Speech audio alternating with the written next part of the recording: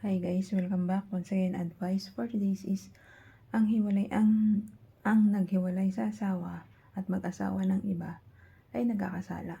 Ganito po yan eh. Once halimbawa kasal tayo, tapos nag-asawa ka ng iba na hindi pa naaanal yung kasal mo o nadi-divorce ka. So, nagkakasala na po tayo doon. So, bago ka muna po gumawa ng action para hindi ka magkaroon ng pagkakasala, gumawa ka po ng katibayan o kasulatan na siya ay legally na nag-usap kayo at may kasulatan kayo, pareho kayo naglagda doon sa kasulatan na yon na hinihiwalayan nyo na yung isa't isa at may reason at may rason para hiwalayan yung kapartner mo o yung pinakasalan mo ng una. Bago po tayo magpakasal ng pangalawa, siguraduhin muna natin na malinis na hiniwalayan natin yung una nating nakasama sa buhay o na minahal natin sa buhay o naging asawa ng una.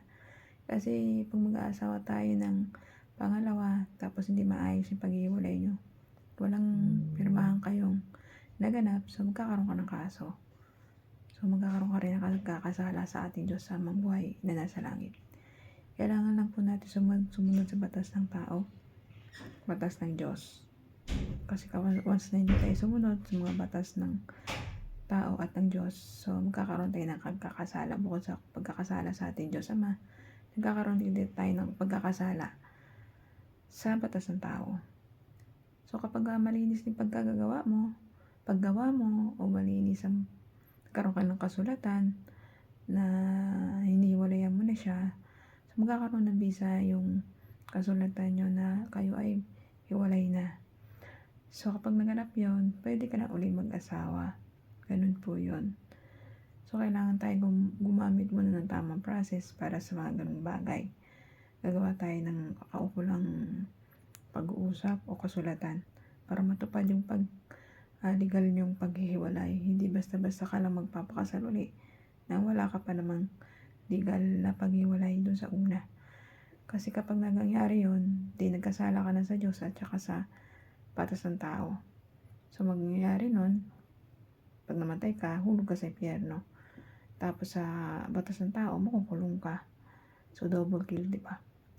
So bilang isang mabuting tao, gawin po natin yung nararapat para sa tamang legal at sa batas ng Diyos. So sumunod lang po tayo, maging mabuting tao tayo. Kapag sinusunod naman natin yung mga utos nating Diyos Ama at ang batas ng tao dito sa ibabaw ng mundo, so magiging mapayapa at maganda ang pag-isip natin, mindset natin. Magkakaroon tayo ng peace of mind. Ganun po yun.